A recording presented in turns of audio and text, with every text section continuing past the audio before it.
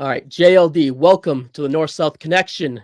Thank you for coming on. I gave the opportunity to pick any match to preview for Bash in the Berlin. Why did you choose this mixed tag match? Because it is literally the storyline that is carrying Monday Night Raw right now. The Judgment Day is the most entertaining faction there. Obviously, you probably have other people that carry Raw as well. You know, Jey Uso, Rollins, even though he's injured now. Like, you know, the Bronson Reed stuff going down. But the Judgment Day is just something so unique about them right now that I just had to pick this match because it's probably one of the few I'm looking forward to. Yeah, it's a pretty loaded card.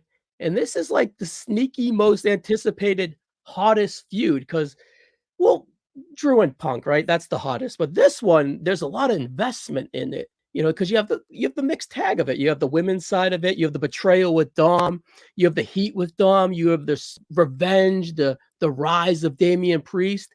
And then you have Liv Morgan, the one that threw the monkey wrench into the whole thing and caused the split, right? So there's kind of a lot going on here. I could see this kind of grabbing a lot of demographic within the, how do I put it, like whole WWE universe, right? You get your old heads liking it, your young heads, the women, everyone kind of being into this. So I agree with the sentiment that this is kind of the hottest thing going into the Bash in Berlin. Now, speaking of hot stuff, before we continue with this match, give us a quick rundown of Just Lay Down. What you got going on with Twitch, YouTube, TikTok, all that stuff.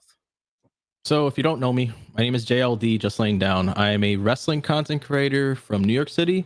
I try to go live on TikTok every Monday through Friday. I make wrestling content Monday through Friday, unless there's a PLE, then I'll have Saturday, Sunday, or whatever. I try to make everything in regards to maybe predictions, reviews, unboxings, comedy skits. I try to do and dabble into literally everything. So if you want to find me, TikTok/Just Laying Down. In terms of Twitch, I'm currently not streaming at the moment. I took a little bit of a hiatus this past summer, but I'm hoping to be back by the end of September and maybe start either doing my WWE streams again or figure out if I want to just do some video games. I don't know. But that's what I've been doing. I've been doing wrestling content for about 2 years now, and I appreciate you hopping me onto this podcast today. Yeah, for sure. Thanks for jumping on. Now, one quick question about all this. Is there a specific platform that you like the most? I'm curious. TikTok. It's easy to use. Easiest to use TikTok? Okay. In terms of like my content, I usually post on TikTok first because then I can just take the URL and download it and just spread it across all other platforms. I feel like TikTok's easiest to create the videos versus Instagram Reels. I'm not really too familiar with how IG Reels works too much, so it's easy to just download my videos from TikTok and without the watermark, of course, and just post them everywhere else. In terms of live streaming, it's easy to use in the mornings when I go live during my work session. I'm usually working while I'm live, so it's just nice to have the phone here and just let it run and just talk with the chat. But I will say the most fun one to use is actually Twitch. I've built a community there over on Twitch, and it's fun being able to do stuff like sound alerts and pressing buttons and making the chat just troll and just laugh along with us. And it's been really fun to have a community in the Twitch space, being able to welcome not just like wrestling fans, but non-wrestling fans who get involved. For those who follow me on Twitch, you know I do WWE 2K24. So a lot of my content is making my followers into characters. Like I could make you as a character and you can fight it out for my JLD title that's actually right behind me. And I made the belt in the game, and it's just fun because you get to, even though they may not know what wrestling is like in terms of the storylines of what's going on, they at least look forward to coming to my stream and seeing them kicking ass. For sure, for sure. All right. 6 months. Who will be the strongest, most over heel or babyface out of these 4 competitors? What's in your opinion? In terms of babyface, definitely Priest. We all know Rhea's a good like a babyface already. We all love her, even though she's been portrayed as a heel in the Judgment Day. We all love her. We all love the mommy's always on top and all that. But this is Damian Priest's time to shine because he is literally like, I guess as a fellow Puerto Rican, I respect him very much, and he's from the Bronx. So like, I'm rooting for the freaking guy, and I hope nothing but the best. We've heard his story in the past, how he was homeless and stuff. So I hope like with the Terror Twins, this pushes him even more. And he's the definition of the title doesn't make the man makes the title. In terms of the biggest heel, people say Liv Morgan, but Dominic Mysterio has an aura of just villain arc that he is the only man I know that can turn heel while being a heel. Literally going from being the most hated Judgment Day member to betraying Rhea and literally going to Liv Morgan and getting the biggest booze on the planet. I don't know if you saw Monday Night Raw last night, but they would not let him talk at all. Even though Carlito was trying to interfere, Liv was trying to be like, yo, let him talk. The audience was not having it. So like Dominic's the only person I could think of that can be one of the biggest heels like that. I was fortunate enough to be there, and yes, I think they do pipe it, or they start the encouragement right away. But every section I've ever been in with Dominick Mysterio, there are motherfuckers booing him, not letting him even, as soon as he opened his mouth, just draining him out. So I think his future is very bright, and I think he'll have eventually, kind of when he grows up a little bit, have a nice little baby face run in him. On his podcasts, I don't know if you saw the Logan Paul podcast with him as a guest. He said that there's fans that literally don't even go up to him and say hi. They literally go up to him, boo him, and walk away. That's amazing. That's how much of a villain he is. Even though he's a very nice person, like in terms of conversation, he plays his character so well that people really think that's how he is. But when you hear that podcast, he seems like just a very approachable guy that just is cool with everybody. Yeah, he seems totally down to earth. He doesn't seem like he has a big head. He doesn't feel like he woke up on third base and thinks he hit a triple. He's kind of grinding himself into this spot, even though of course, nepotism helped him get in the door or whatnot. You can't deny that. But it feels like he's earned all of this and kind of, I don't know. I'm super excited for his future. Yeah. While you mentioned Damian Priest, I think his title run was fantastic, right? And he had the stigma of being a transitional champ right away, right? Especially with Gunther's rise, Seth Rollins lingering, CM Punk returning to the company. It just felt that like, oh, they're really going to go with Priest, but no, they stuck with their guns. And you're right. Yes, I guess in theory he was a transitional champion, but Damian Priest, grew within that title reign and is a much bigger star today than he was at WrestleMania 40 when he was just Senior Money in the Bank, when he was just the undisputed tag team champion. And that comes with the stigma of winning the Money in the Bank and cashing in, that you're winning the belt the cheap way. You got in after someone got beat up and you're just getting the scraps and winning the title, and now you think you're the best in the world. But he really made it clear that, look, even though I gave Drew McIntyre a South of Heaven, I could hold my own. And even like within the Judgment Day, he told Finn Balor, like, don't interfere, I got this. And most of the time he did. What did you think of that year-long SummerSlam to SummerSlam arc where Priest in Detroit threw the Money in the Bank in, caused the curb stomp, and then really kind of screwed, not unintentionally, he went to help Balor, but he really screwed Balor. And then Balor held that grudge and just jealousy overcame him. And he struck when it was time. A year later at SummerSlam, he was triggered, and the plan was the plan.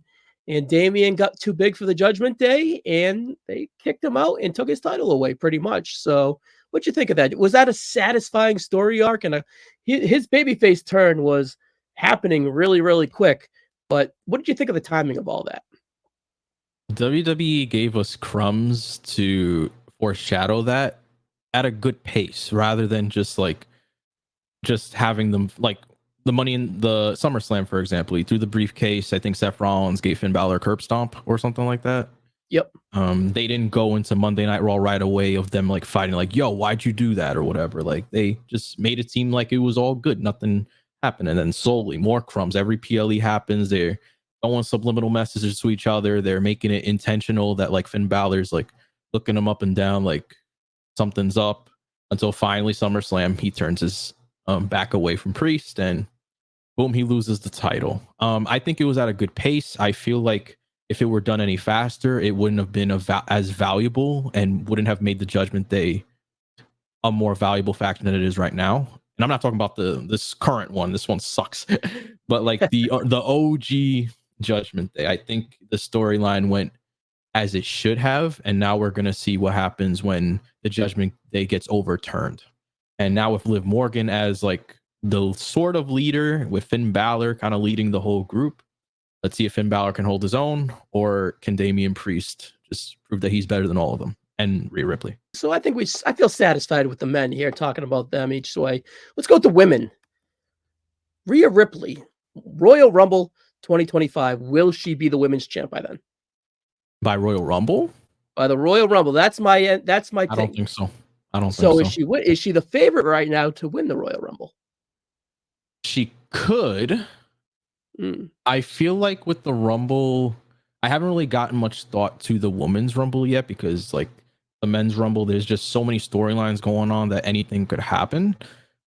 If I had to pick any potential winners for the Rumble, it could be Rhea Ripley going towards Liv. I don't think Liv's dropping the title anytime soon yet. They're gonna either have Liv Morgan win because of the Judgment Day all the freaking time, or Rhea gets in the way or whatever.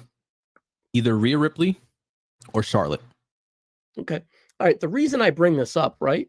The Royal Rumble and the title of it all, is Rhea Ripley officially bigger than the title? Is her losing the title the Monday night after getting injured and then having to relinquish it and all that, was that like a blessing, or is she like bigger than the title?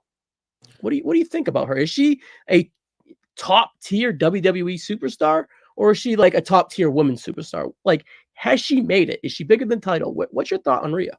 So the short answer is yes, she's bigger than the title. It is hard to think of a time where Rhea wasn't champion, that it's so weird now seeing her without the women's world champion. Yeah. Because she won it from Charlotte in 2023 WrestleMania, and ever since then she's just been with the Judgment Day, dominating everybody in her path. It would take a like wild superstar that can just like outpower Rhea Ripley to like physically destroy Ripley and win the title from her. So for Liv to win it the way she did, it's very unique. I feel like whether or not Rhea Ripley has the belt, it's that aura of her is always going to be there. And whether Rhea faces Liv at WrestleMania, or if Rhea has the title before then, which I don't think is going to happen, like the fans aren't going to forget who she is. And like I feel like it's more towards Liv at this point to prove that she's bigger than the title as well. Because at the moment she's kind of just there with the belt, and sometimes I kind of forget that she's the champion, because I'm thinking of Liv and Dom. I'm not thinking Liv's the champion. When I think of Rhea, she's the champion, and she was like also the leader of the Judgment Day. So I think the ball is in Liv's court to prove, you know, who are you? Like, we don't know who she is, but like, who is she as a competitor? And I think with the whole Dom thing, something is whipping up. We don't know yet what it is, but we will. Yeah. So like with the Rhea of it all, right? It feels like, oh, she had a bad title reign. She didn't really face anyone. It was never in doubt.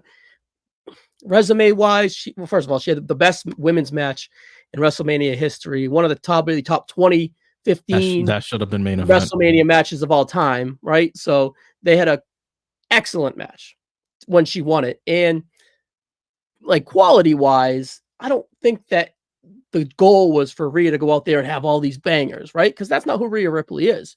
The title run was more to solidify her as kind of the next pillar superstar in the WWE, not the next woman, the next she's going to be the next Cody, the next CM Punk, the next Roman Reigns, right? Stratus, the next leader.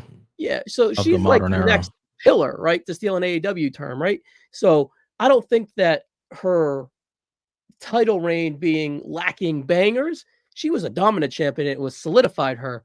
So I do feel that she's bigger than the title, but I also think that the mission goal should be the title eventually, right? Because it was until Dominic, until the injury, Liv and then told Dominic. So now Liv Morgan of it all, right? She turned heel. She's manipulating Dominic. You kind of tease that a little bit. Where's that thing, right?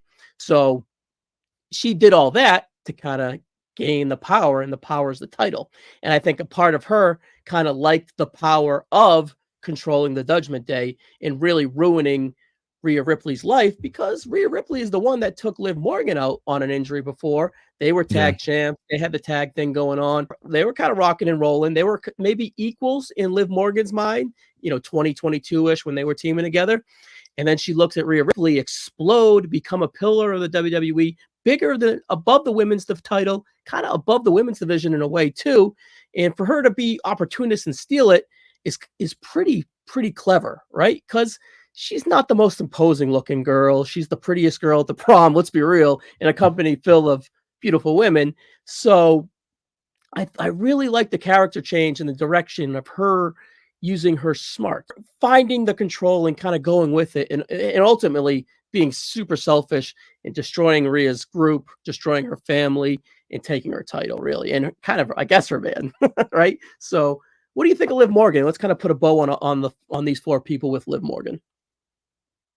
With Liv Morgan, I mean, she's been with the company for so long. We've seen her as SmackDown Women's Champion before. She's been with the Riot Squad. I think she was tag team champion, I think, with Raquel Rodriguez, and maybe like once or twice or something like that. Like I said before, I feel like we know who Liv Morgan is, and if she wants to prove that she is the powerful force that she's trying to be in the Judgment Day, she needs to prove herself a little more with the Women's World Championship, and prove that she could do it on her own rather than like Dominic just throwing the freaking chair all the time like he likes to do. The same thing with Becky, did the same thing shenanigans and stuff. Like I called it too, like with SummerSlam, that he was going to do the same thing. Like we all knew it was happening. Whatever. Yeah, like we see Liv Morgan as like this pretty face, and like Dom's living his best life. I want to see Liv Morgan as a powerful force without the interference. I think that someone lower on the Raw roster should win a title opportunity, and she should go out there and have a clean victory. I don't care if it's against, I don't know, Zoe Stark, Katana Chance, Kaden Carter, one of those girls, right? One of those lower card girls. Have Liv go out there, have a decent match, and win it decisively. I think her character kind of needs that. But honestly, low key, that might kind of hurt her character from being slimy and sneaky. True. And all that. I mean, yeah, you're a heel at the end of the day, but so was Rhea at the technically, Rhea was a heel, physically dominant and stuff like that. So her character was a little bit different. All right, as we head out of here, you mentioned that you didn't really like the new Judgment Day. That's not cool, man. Why's that? Not that I don't like him. It's just it's so different seeing Finn Balor as the leader and like Carlito's kind of there. It's like when Rhea was like, "Why is he here? Like why? Like how did he turn? Like they never explained how like all of a sudden now Carlito's switching sides and JD McDonough switching sides with Finn Balor. Like all of a sudden they all disliked Mommy and Damian. Like it wasn't just Finn Balor that like disliked Priest and Rhea. And now all of a sudden everybody else just like tagged along. Like that was mad random. Like looking back at the breadcrumbs, like you said, maybe Finn brought each kind of one in, brought JD in, accepted Dom. Fair enough. Yeah. Power is in the numbers, kind of pushed the Judgment Day in his direction from within, So that's kind of what happened. And it seems to be there was perhaps a meeting at a hotel room where him and Liv kind of cooked all this up and made it work. So yeah. I don't know. I think the Judgment Day, of course, will never be at the heights that it was. It's not led by Dominic. I mean, it's led kind of now by like Finn and Dominic, not Priest and Rhea. So that's sort of what I base it off of, and that's why I say that. I feel like, and plus, personally, I feel like when something's been ingrained in your head for a while, especially the OG Judgment Day or even OG Bloodline, like if you even go like that, you sort of start to miss those moments, and then you're wondering what's this new thing going on. Like eventually it'll grow onto you, but like right now I'm like, I still missed when they were the Judgment Day, like the Bloodline. I miss when they used to come out every Friday when it was the Usos and Sami Zayn with the honorary Us. Those were such fun times. Such good times. But as time goes by, I kind of forgot that like Sami Zayn was the honorary Us, and now I'm thinking of Solo and this Temu bloodline going on. Hey man, I got a little desk for my son from Temu. My wife did. $50, pretty good quality. We'll say. Wow. Not the worst. It took me an hour to put together, but I will say I was skeptical, but it was pretty solid. So Temu will be having a great return policy too. Like if they take like 2 weeks extra to ship, they will refund you. No shit.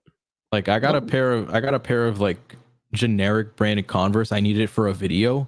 I didn't want to spend like actually $50 on actual Converse. It was for when me thinking AJ Lee was going to return to the Rumble, so I dressed up like with AJ Lee's outfit.